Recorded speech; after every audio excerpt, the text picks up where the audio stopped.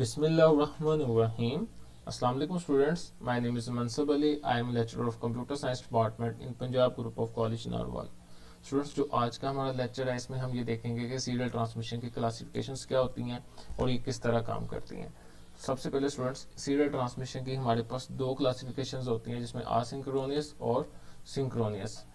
तो हम सबसे पहले इसमें आसिंक्रोनियस ट्रांसमिशन को देख लेते हैं। स्टूडेंट्स, ये आसिंक्रोनस ट्रांसमिशन इस तरह की ट्रांसमिशन होती है जिसमें डाटा को सेंड करने से पहले इसके फ्लो को कंट्रोल किया जाता है। और फ्लो का मतलब ये होता है कि हम सेंडर एंड रिसीवर की स्पीड मैच करते हैं और इस बात को डिसाइड करते हैं कि how much data will be send so that it can easily received by receiver. इसमें हम किसी भी क्लॉक को टाइम मैचिंग को कंट्रोल नहीं कर रहे होते, बल्कि हम अमाउंट ऑफ डाटा का कंट्रोल कर रहे होते हैं कि एक वक्त में हमारा डाटा एक जगह से दूसरी जगह कितना ट्रांसफर होता है। स्टूडेंट्स, इसमें जो हमारा डाटा ट्रांसमिटेड होगा वो कैरेक्टर बाय कैरेक्टर होगा। इट्स मीन कि जो भी डाटा हम इसमें ट्रांसफर करेंगे वो पहले से सेव नहीं होगा, वो हम कीबोर्ड से खुद एंटर करेंगे। और जब डाटा स्टूडेंट्स हम कीबोर्ड से खुद एंटर करते हैं तो हमारे डाटा की इसमें यूनिफॉर्म स्पीड नहीं रहेगी।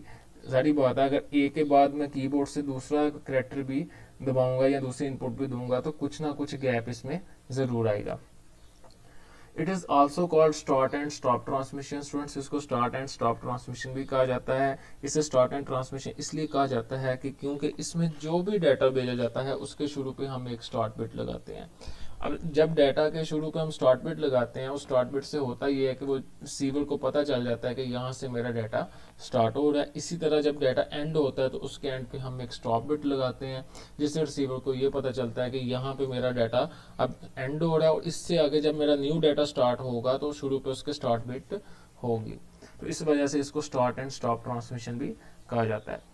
इन synchronous transmission each character is storing by start and stop bit. जैसा कि स्टूडेंट्स मैंने आपको पहले बताया कि इसके शुरू में हमने एक स्टार्ट बिट लगानी है और एक स्टॉप बिट लगानी है। लेट हम इसको कुछ इस तरह समझ लेते हैं। फॉर एग्जांपल, यहाँ पे हमारे पास है एक कैरेक्टर है, ए है, बी है और सी है। स्टूडेंट्स, जब मैंने ए को ट्रांसफर किया था तो मैंने ए के शुरू पे एक स्टार्ट बिट लगाई थी और उसके एंड पे मैंने एक स्टॉप बिट लगाई थी। इसी तरह जब मैंने बी को सेंड किया था तो मैंने बी के शुरू पे एक स्टार्ट बिट लगाई थी और उसके एंड पे एक स्टॉप बिट लगाई थी। इसी तरह जब मैंने सी को सेंड किया था तो मैंने सी के शुरू में एक स्टार्ट बिट लगाई थी और एक स्टॉप बिट लगाई थी। इस स्टार्ट बिट ने रिसीवर को ये बता दिया कि यहाँ से मेरा डाटा स्टार्ट हो रहा है और स्टॉप बिट ने ये बता दिया कि यहाँ पे इसका डाटा एंड हो रहा है। अब जब इसका डाटा दोबारा स्टार्ट होगा तो उसके शुरू पे स्टार्ट बिट आएगी। स्टूडेंट्स, जो हमारे पास स्टार्ट बिट होती है इसको हम 0 से प्रेजेंट करते हैं और जो हमारे पास स्टॉप बिट होती है इसको 1 से प्रेजेंट करते हैं। इसी फ्लो में हमारा ये जो पैटर्न है ये रिपीट हो रहा होता है। और स्टार्ट बिट को स्टूडेंट्स हम जो सा वो स्पेस स्टेट भी कहते हैं और स्टार्ट बिट को स्टूडेंट्स हम जो सा वो मार्क स्टेट भी कहते हैं। अब इसको कुछ हम और एक्सपेंड करके देख लेते हैं। जैसा कि स्टूडेंट्स ये एक डायग्राम आपके सामने है कि इधर हमारे पास एक सेंडर है और इधर एक रिसीवर है। जब सेंडर ने रिसीवर को डाटा सेंड करना है तो उसने स्टार्ट बिट लगा के रिसीवर को बताना है कि मेरा डाटा यहाँ से स्टार्ट हो रहा है। और जब उसने डाटा को ख़त्म करना है, उसका डाटा ख़त्म हो गया तो उसने स्टॉप बिट लगा के रिसीवर को बताना है कि मेरा डाटा यहाँ पे अब ख़त्म हो रहा है। और साथ स्टॉप बिट उसे ये भी डोनेट करेगी कि अब इससे आगे जब नया डाटा आएगा तो वो स्टार्ट बिट से स्टार्ट होगा। जैसा कि स्टूडेंट्स ये देखिएगा कि मेरे पास एक ये कुछ कैरेक्टर्स की आस्की वैल्यूज हैं जो कि 7 या 8 बिट्स की भी हो सकती हैं और एक हमारे पास स्टार्ट बिट है और एक हमारे पास स्टॉप बिट है। स्टार्ट बिट को उसने यहाँ पे 0 के साथ और 1 स्टॉप बिट को 1 के साथ रिप्रेजेंट किया है। अब स्टूडेंट्स, जब इसने ये डाटा को सेंड किया है तो शुरू पे उसने स्टार्ट बिट लगा दिया है, एंड पे उसने स्टॉप बिट लगा दिया है। स्टार्ट बिट उसे ये बता रही है कि अब इसके बाद जो हमारा डाटा वो यहाँ से स्टार्ट हो रहा है, ये हमारा डाटा। और जब खत्म हुआ तो उसने एंड पे क्या किया, एक स्टॉप बिट लगा दी। उसको ये पता चल गया कि अब यहाँ पे हमारा डाटा खत्म हो रहा है। स्टूडेंट्स, आपको इसमें कुछ ये गैप नजर आ रहा होगा, ये इसमें कुछ गैप आया है। स्टूडेंट, जैसा कि मैंने लेक्चर के शुरू में बात की थी कि इसमें जो है हमारी स्पीड यूनिफॉर्म नहीं होगी, कुछ ना कुछ उसमें चेंज आएगा कि जब हम कीबोर्ड से कैरेक्टर्स एंटर करेंगे तो हमारी एक कांस्टेंट स्पीड नहीं होगी। तो जब कांस्टेंट स्पीड नहीं होगी तो जो गैप आता है वो हमारे पास इस तरह रिप्रेजेंट हो रहा है। तो स्टूडेंट्स ये थी हमारी एसिंक्रोनस ट्रांसमिशन, जिसमें डाटा जब भी सेंड होगा स्टार्ट एंड स्टॉप बिट लग के सेंड होगा और इसमें हमारी यूनिफॉर्म स्पीड भी नहीं होगी। इसको स्टार्ट एंड स्टॉप ट्रांसमिशन भी हम कहते हैं। that use a clock to control the timing of bits. It's mean के स्टूडेंट सिंक्रोनस जोन सी है, हम इसमें फ्लो को कंट्रोल नहीं करते बल्कि हम टाइम मैचिंग को कंट्रोल करेंगे, यानी कि एक क्लॉक को कंट्रोल किया जाता है कि ये हमें सिंक्रोनाइजेशन सेंडिंग एंड रिसीविंग के दरमियान प्रोवाइड करता है कि नहीं करता। उसके बाद students in synchronous transmission large volume of information can be transmitted at a single time.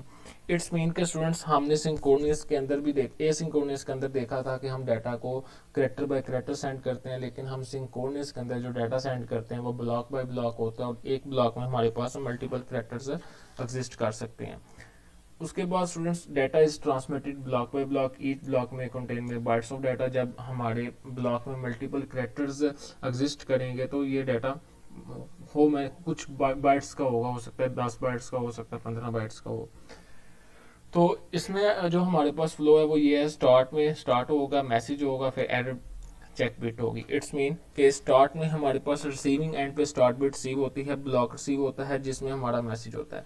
It's mean के जब हमने डाटा को सेंड करना है तो उसके शुरू में हमारे पास स्टार्ट बिट आएगी, फिर हमारे पास एक ब्लॉक आएगा और इस ब्लॉक के अंदर हमारा एक मैसेज होगा जो हमने सेंड किया होगा। स्टूडेंट्स इसका जो हमारे पास प्लस पॉइंट एक ये है कि इसमें एक हमारे पास एरर चेक बिट होती है जो इस बात को इंश्योर करती है कि जिस डाटा को भेजा गया है रिसीविंग एंड पे इस डाटा को रिसीव किया गया कि है कि नहीं किया गया। इट्स मीन के जो डाटा हम सेंड कर देते हैं वो हमें इसमें कंफर्मेशन भी मिलती है एरर चेक बिट के थ्रू कि जो डाटा हमने सेंड किया वो रिसीव एंड पे रिसीव हो गया, उसमें कोई एरर तो नहीं था।